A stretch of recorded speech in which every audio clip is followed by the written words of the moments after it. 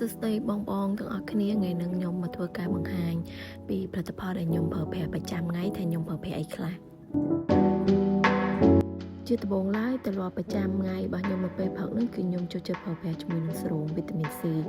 ព្រោះថាសេរ៉ូមវីតាមីន C ហ្នឹងគឺវាធ្វើការបានល្អជាងគេគឺនៅពេលព្រឹក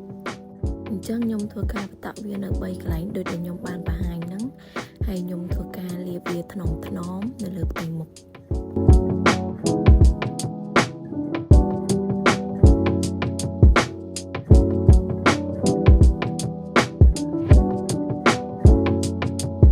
បន្ទាប់ពីប្រើប្រាស់សេរ៉ូមរួចរាល់ហើយគឺខ្ញុំធ្វើការលាបជាមួយនឹង Essence Cream ហ្នឹងគឺវាមានតួនាទីសំខាន់ដែលអាចជួយបំពន់រក្សាផ្ទៃមុខយើងឲ្យនៅមានជាតិសំណើមពេញមួយថ្ងៃហើយការលាបគ្រីមហ្នឹងក៏ជាផ្នែកមួយដែលជំនួយឲ្យស្បែកយើងមើលទៅមានភាពភ្លឺថ្លាស្អាតក្មេងជាងវ័យហើយមួយទៀតសម្រាប់បងដែលចូលចិត្ត make up ហ្នឹងការលាបសេរ៉ូមលាបគ្រីមហ្នឹងក៏ជាផ្នែកមួយដែលធ្វើឲ្យការ make up របស់យើងហ្នឹងលាបទៅចូលស្បែកបានល្អហើយ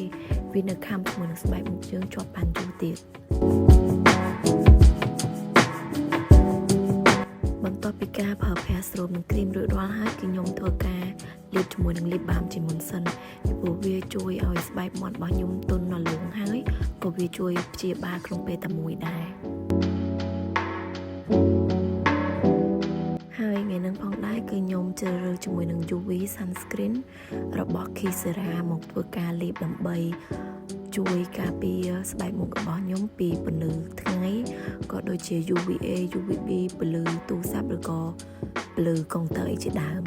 ហើយខ្ញុំធ្វើការប្រើប្រាស់ sunscreen ហ្នឹងគឺចំនួន2ម្រាមដៃដើម្បីឲ្យគ្រប់ចំនួនបរិមាណដែលអាចប្រកាសថាវាអាចការពារនៅលើស្បែកមុខរបស់យើងបាន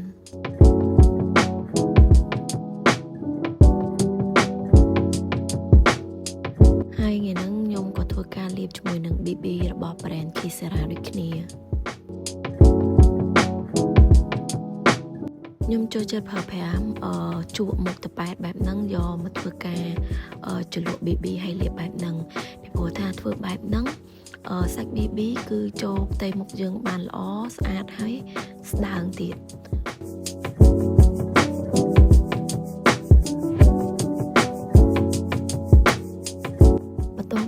ខ្ញុំធ្វើការជ្រើសជាមួយនឹងប្រភេទប៉ុងបែបនេះមកធ្វើការតបបន្ថែមពីលើផ្ទៃមុខ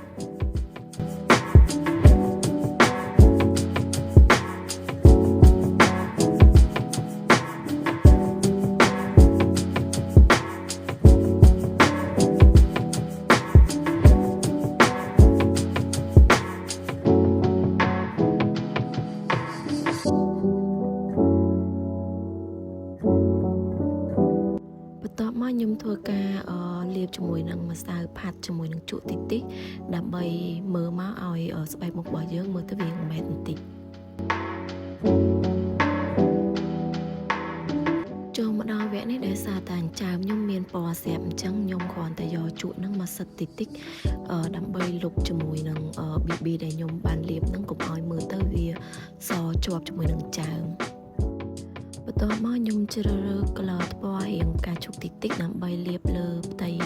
ថ្ពាល់របស់ខ្ញុំហ្នឹងដើម្បីកុំឲ្យមើលមកវាស្លេកពេកហើយចុងបញ្ចប់របស់ខ្ញុំហ្នឹងគឺខ្ញុំធ្វើការលាបក្រែមហើយពណ៌ក្រែមរបស់ខ្ញុំហ្នឹងគឺខ្ញុំធ្វើការផ្លាស់ប្ដូរពណ៌ជារៀងរាល់ថ្ងៃទៅតាមថាថ្ងៃណាខ្ញុំចង់លាបពណ៌អីថ្ងៃណាខ្ញុំចង់លាបពណ៌អីចឹងទៅ